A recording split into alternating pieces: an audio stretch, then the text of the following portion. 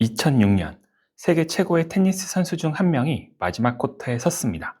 수많은 우승, 세계 랭킹 1위, 그랜드슬램 8회 우승. 누구나 그를 성공한 선수라고 생각했습니다. 그런데 은퇴 후 사람들이 가장 놀랐던 것은 그의 기록이 아니었습니다. 그가 자신의 자서전에서 한 이 말이었습니다. 나는 테니스를 싫어했다. 그의 이름은 안드레 아가시입니다. 이상하지 않나요? 우리는 보통 이렇게 생각합니다. 운동을 그만두는 선수는 실력이 부족해서, 재능이 없어서, 힘든 훈련을 버티지 못해서 그만둔다고 생각합니다. 그런데 세계 최고의 선수도 운동을 떠나고 싶어 했습니다. 그렇다면 질문은 달라져야 합니다. 선수는 왜 운동을 그만둘까가 아니라 선수는 언제 운동을 계속해야 할 이유를 잃어버릴까? 스포츠 심리학은 여기에 중요한 답을 보여줍니다. 선수는 힘들어서 떠나는 것이 아닙니다. 힘든 순간에도 계속할 이유가 있을 때 선수는 버팁니다. 하지만 이 운동을 더 이상 내 것이 아니다 라고 느끼는 순간 몸보다 마음이 먼저 경기장을 떠나기 시작합니다. 그런데 부모님들은 이 변화가 시작되는 순간을 잘 보지 못합니다. 선수는 어느 날 갑자기 운동을 그만둘게요 라고 말하지 않습니다. 그보다 훨씬 먼저 아주 작은 신호부터 보내기 시작합니다. 어느 날 훈련이 끝난 뒤 차 안에서 아이가 말합니다. 엄마, 나 오늘 운동 가기 싫었어. 이때 부모님들은 보통 이렇게 말합니다.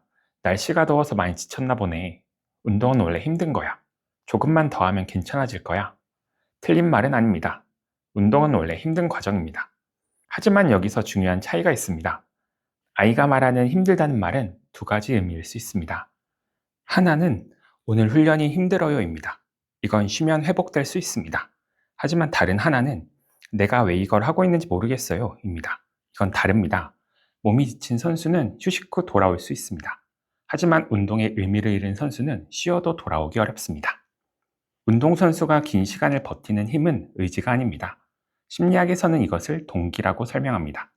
심리학자 대시와 라이언은 사람이 오래 행동하기 위해 필요한 세 가지 심리적 욕구를 밝혔습니다. 바로 자기결정성 이론입니다. 첫 번째는 자율성입니다. 내가 선택하고 있다라는 느낌입니다. 두 번째는 유능감입니다. 나는 성장하고 있다라는 느낌입니다. 세 번째는 관계성입니다. 나는 혼자가 아니다라는 느낌입니다. 이 세 가지는 단순한 심리학 용어가 아닙니다. 운동선수가 왜 오래 버티는지, 왜 어느 순간 운동을 떠나는지를 설명하는 핵심입니다. 그리고 안드레 아가씨의 이야기를 보면 이 세 가지가 얼마나 중요한지 알 수 있습니다. 안드레 아가씨의 이야기를 다시 떠올려 보겠습니다. 그에게 부족했던 것은 실력이 아니었습니다. 세계 최고 수준의 실력이 있었습니다. 그건 유능감의 문제가 아니었습니다. 그에게 부족했던 것은 사람들의 인정도 아니었습니다. 전 세계 팬들이 그를 응원했습니다. 그건 관계성의 문제도 아니었습니다. 문제는 다른 곳에 있었습니다. 내가 선택하고 있다라는 감각이 점점 사라졌던 것입니다. 어린 시절 아가씨는 아버지의 강한 기대 속에서 테니스를 시작했습니다. 훈련은 계속됐고 결과는 만들어졌고 세계 정상에 올랐습니다. 하지만 마음속에서는 이런 질문이 남아 있었습니다. 나는 정말 테니스를 원해서 하고 있는 걸까? 이것이 바로 스포츠 심리학에서 말하는 자율성의 문제입니다. 아무리 잘해도, 아무리 많은 사람이 응원해도 내 삶이 누군가가 정해준 길이다라고 느끼는 순간 동기는 약해질 수 있습니다. 최고의 선수가 되는 것과 그 운동을 계속 사랑하는 것은 같은 문제가 아니라는 겁니다. 이건 아가씨만의 이야기가 아닙니다. 선수라면 누구나 겪는 일입니다. 처음 운동을 시작했을 때를 떠올려 보세요. 공을 차는 게 재밌었습니다.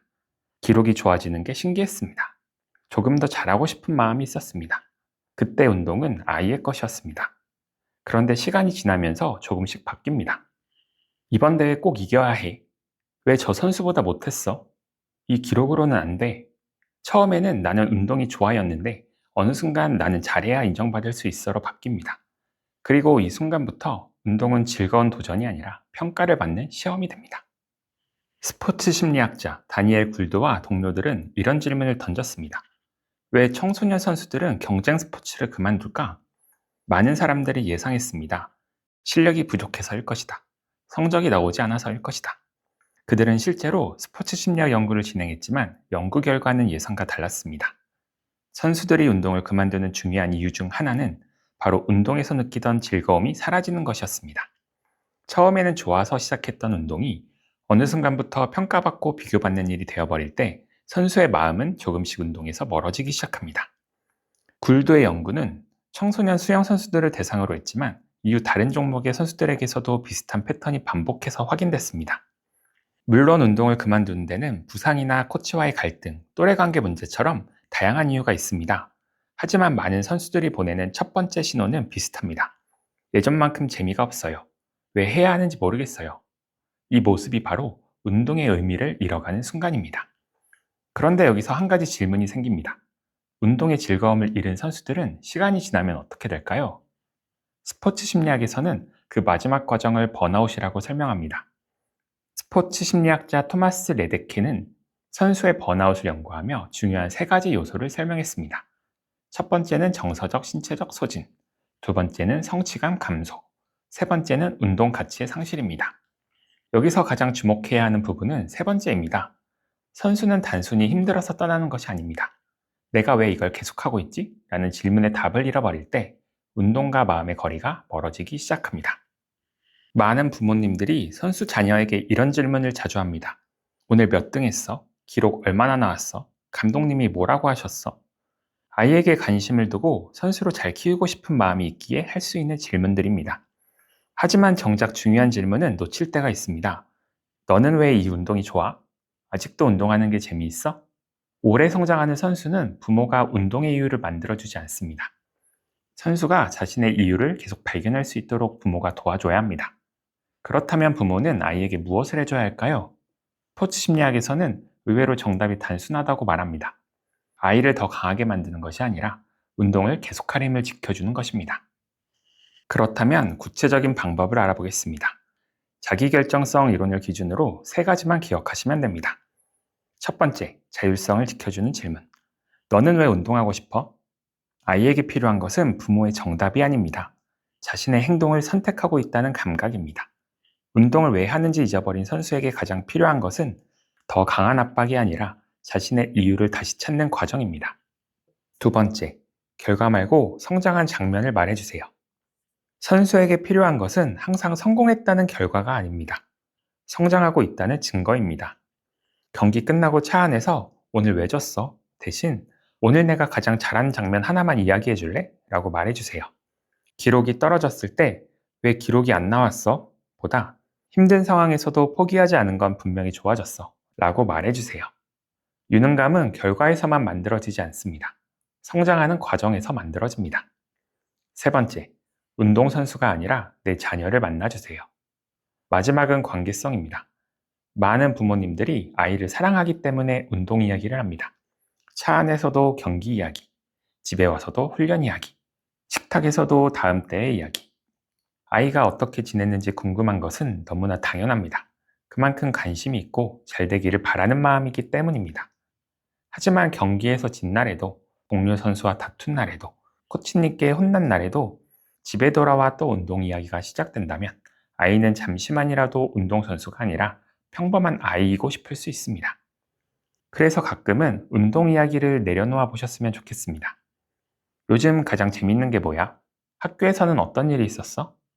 아이에게 필요한 것은 집에서도 함께하는 코치가 아닙니다. 잘한 날에도 못한 날에도 변함없이 내 편이 되어주는 사람입니다. 부모가 그런 사람이 되어줄 때 아이는 운동뿐 아니라 자신의 속마음도 부모에게 이야기하기 시작합니다.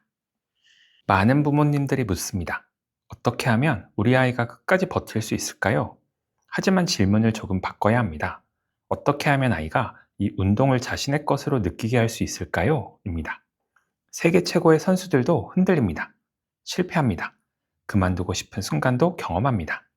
하지만 다시 돌아오는 선수들에게는 공통점이 있습니다.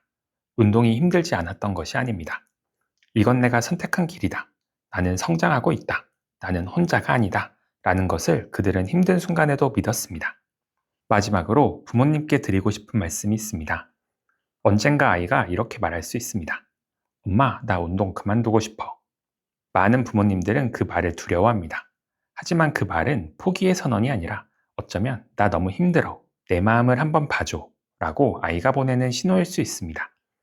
그 순간 필요한 것은 아이를 더 밀어붙이는 것이 아닙니다. 아이 안에 있는 운동의 이유를 다시 찾아주는 것입니다. 오늘 영상을 보시면서 내가 그동안 너무 결과만 이야기했나? 혹시 내가 아이를 힘들게 한 건 아닐까? 라는 생각이 드실 수도 있습니다. 하지만 부모님 자신을 탓하지는 않으셨으면 좋겠습니다. 부모님도 아이를 사랑했기 때문에 잘 되기를 바랐기 때문에 했던 말들이었습니다. 중요한 것은 과거가 아닙니다. 오늘부터 대화가 달라질 수 있다는 것입니다. 아이는 부모가 완벽해서 성장하는 것이 아니라 부모가 자신의 마음을 이해하려고 노력할 때 다시 힘을 얻습니다. 그리고 혹시 오늘 말씀드린 방법들을 시도해봐도 아이가 오랫동안 무기력하거나 힘들어하는 모습이 계속된다면 그건 대화만으로 풀기 어려운 신호일 수도 있습니다. 그럴 땐 전문가와 함께 아이의 마음을 살펴보는 것도 좋은 방법입니다. 운동을 오래 하는 선수들에게는 공통점이 있습니다. 재능이 특별했던 것이 아닙니다. 부모가 대신 띄워준 것도 아닙니다. 힘든 순간에도 다시 운동하고 싶은 이유를 잃지 않았던 선수들입니다. 그리고 그 이유를 가장 오래 지켜줄 수 있는 사람은 감독도 코치도 아닌 부모입니다. 오늘 집에 돌아가면 결과보다 먼저, 기록보다 먼저 아이에게 이 질문 하나를 해보셨으면 좋겠습니다. 너는 왜 운동하고 싶어? 그 질문 하나가 아이에게 잊고 있던 이유를 다시 떠올리게 할 수도 있습니다. 그리고 그 이유가 아이를 다시 운동장으로 돌아오게 만드는 가장 큰 힘이 될지도 모릅니다. 지금까지 멘탈 셋업이었습니다.